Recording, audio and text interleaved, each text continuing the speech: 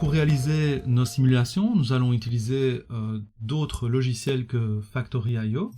Nous allons utiliser PLC Sim Advanced qui va nous permettre de simuler un automate complètement sur notre ordinateur, et nous allons utiliser également TIEportal qui va nous permettre de programmer cet automate. Donc la première chose quand on est dans PLC Sim, c'est de se mettre ici en mode Virtual Ethernet Adapter.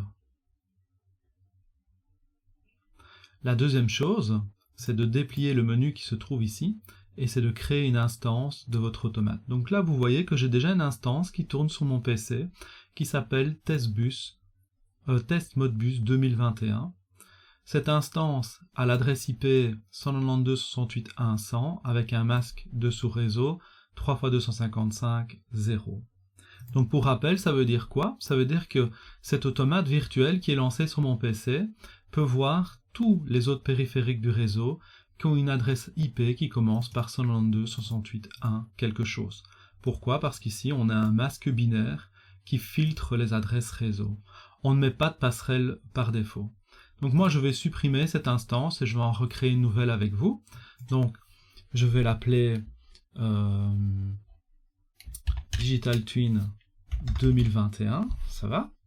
Je vais la mettre sur l'adresse 192.168.1.100 et sur le masque de sous-réseau 3x255.0. Vous voyez que j'utilise un type de PLC qui est le type 1500. Il y a peu de PLC qui sont supportés dans PLC Sim Advanced. Les 1200 par exemple ne sont pas supportés. Il n'y a que les ET200 qui sont supportés et les CPU 1500. Donc on voit ici qu'il m'a créé un automate, mais on voit que la LED de cet automate est jaune, parce que cet automate n'est tout simplement pas programmé. Si je viens dans commande en tapant cmd et que je fais ipconfig, je vois que mon PC a une adresse IP qui est 192.168.1.10 et je vois ici que j'ai une carte Ethernet virtuelle qui a été créée à l'installation de PLC Sim Advanced qui a l'adresse IPv4 suivante 192.168.1.98. Nous verrons dans la suite comment aller configurer cette adresse si vous devez mettre en place PLC Sim Advanced sur votre propre ordinateur personnel. Dans un premier temps, tout ce que nous allons faire, c'est essayer de pinguer l'automate virtuel. Et on voit qu'en tapant ping et l'adresse IP de cet automate, on a une réponse en fait de cet automate virtuel. Donc il est là, c'est comme s'il était en vrai sur le réseau, comme si vous aviez un vrai CPU 1500 sur votre réseau, un S7 1500, hein, et on voit que ça nous a répondu. De la même manière, j'aurais pu pinguer mon ordinateur qui est sur l'adresse 1.10. De la même manière, je peux pinguer Google, Microsoft, etc., etc. Alors maintenant, nous allons voir comment aller configurer la carte Ethernet. Vous n'avez pas à le faire dans la suite, car tout est déjà configuré pour vous. Donc, j'ai tapé Ethernet, j'arrive dans les settings de Windows, et je clique sur Change Adapter Option, et je me retrouve sur cette page. Vous voyez que sur cette page, j'ai les différentes cartes réseau qui sont dans mon ordinateur. En fait, mon ordinateur, il possède déjà deux ports Ethernet. Il possède un port qui n'est pas câblé pour le moment. Il y a un câble jaune, RJ45, qui sort de ce port, et donc je l'ai appelé PLC Network Yellow. Comment je l'ai appelé comme ça? En faisant juste F2 et en le renommant. D'accord? Ou en faisant clic droit, rename, et en le renommant. Vous voyez également que j'ai une carte qui a été installée par VirtualBox, qui est un logiciel qui permet de simuler d'autres PC sur son PC, comme par exemple un Linux Ubuntu.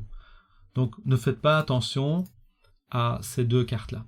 J'ai également un autre ici périphérique réseau qui me permet de faire des communications avec des clients à distance ou de créer des réseaux VPN. Donc voilà, on va ignorer pour le moment ces trois interfaces Ethernet et on va se concentrer ici sur ces deux-là. On voit que ici j'ai mon interface réseau RR Network, Roderick Roland, hein, que j'ai renommé comme ça. Et si on va dans cette interface, on va retrouver ici l'adresse de mon PC. Vous voyez, 192.168.1.10. De la même manière, on va retrouver la carte Ethernet virtuelle Siemens qui a été créée à l'installation de PLC Sim Advanced. Et on voit bien que cette carte, elle est configurée sur 1.98. Alors comment aller changer finalement cette configuration? On vient ici dans Properties, et dans Properties, on vient ici dans IPv4, et dans IPv4, on règle la fameuse adresse IP de cette carte. Le mieux étant d'être sur le même masque de sous-réseau, et de ne pas s'amuser à mettre 192.168.0 quelque chose, car alors vous dépendrez de Microsoft pour faire la jonction entre votre premier et votre second réseau. Et souvent, quand on fait des actions un petit peu plus performantes, si vous n'êtes pas un spécialiste du réseau, vous allez avoir des problèmes. Donc le mieux est de venir mapper tous vos périphériques après 192.168.1.98 et de fonctionner comme ça.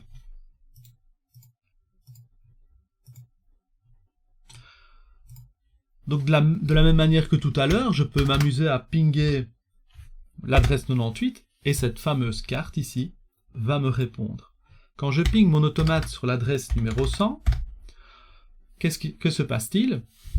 Microsoft, Windows, voit qu'il doit aller sur l'interface 100, d'accord? Il demande qui a cette adresse et il le demande sur ces différentes cartes. Et la carte qui est ici, elle sait dialoguer avec PLC SIM Advance et avec cet automate. Et donc en fait finalement cet automate virtuel nous répond via une carte ici Ethernet virtuelle sur notre vrai réseau, et là nous recevons des paquets de réponses qui nous disent que l'automate est là. C'est la grosse différence entre PLC SIM Advance et PLC SIM normal, c'est que toutes les fonctions réseau à peu près sont supportées comme si l'automate était là en vrai sur votre réseau. Alors ce qui est intéressant également avec PLC SIM Advance, c'est qu'on peut simuler plusieurs autres sessions d'automates. Par exemple, je pourrais créer un second automate ici, d'accord, qui s'appellerait DT, donc Digital Twin 2021-1, bien entendu sur une autre adresse IP, sinon il y aura un conflit d'adresse IP. Et là, si je fais un start, vous voyez que j'ai une deuxième instance d'automate. De la même manière, je vais m'amuser à créer une troisième instance d'automate.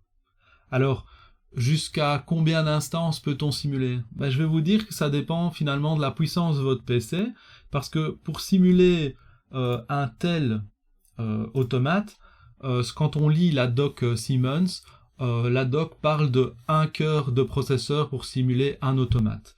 Et parfois on voit aussi 2 cœurs pour simuler un automate. Donc regardez la puissance de votre PC et vous verrez plus ou moins ce que vous savez simuler. En même temps, on est limité au niveau de la licence de PLC SIM Advance à un certain nombre d'instances maximum que l'on peut simuler. Donc sachez que vous êtes limité et je pense qu'on pourrait monter jusqu'à 16 automates simulés, mais il faudrait un ordinateur avec un processeur tellement puissant que ça poserait problème. Donc, je pense que là, ma démonstration est pas mal du tout. On voit qu'on a 4 automates qui sont simulés en même temps par PLC SIM Advance. Le premier à l'adresse 100, le second 101, le troisième à la 102 et le quatrième à la 102, parce que j'ai fait exprès d'oublier de changer l'adresse IP. Et donc là, on voit qu'on a une erreur. Pourquoi? Parce qu'on a 2 fois la même adresse IP, donc on est en conflit d'adresse IP. D'accord? Donc, ce que je vais faire, c'est que je vais mettre 103 ici, et je vais faire un start. Pendant qu'il crée cette instance, moi je vais m'amuser à pinguer l'automate 100, l'automate 101,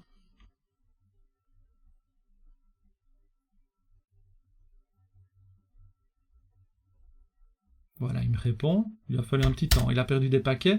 Le temps que Microsoft fasse ses tables de routage et trouve l'automate. Alors ne vous tracassez pas, il n'y a pas besoin de faire un ping pour que Microsoft le fasse. À la programmation de l'automate, ça va se faire automatiquement. Mais ici, on voit le phénomène finalement. On voit que là, il me dit que l'automate est créé, mais il faut un petit temps pour qu'il le trouve. Alors pour ne pas arrêter de pinguer un automate, on peut utiliser l'option "-t". Et là, au lieu d'envoyer juste 4 paquets, on ne va pas arrêter d'envoyer des paquets. Donc quand on fait un ping, on utilise le protocole ICMP.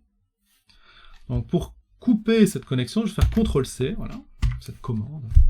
Et là, je vais pinguer l'automate 103. Comme j'utilise l'option "-t", ça ne va pas s'arrêter. voyez qu'au début, on ne trouve pas, c'est mon PC, avec mon adresse IP qui me dit je ne trouve pas le host, il m'a pas répondu dans un certain temps, et puis hop, ça passe, la table de routage s'est mise à jour au niveau de Windows, et maintenant je trouve l'automate.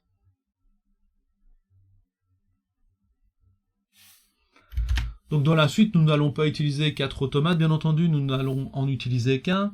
Donc comme exercice, je vous demanderai de créer un automate sur l'adresse 192.168.1.100 avec comme masque de sous-réseau 3x255.0.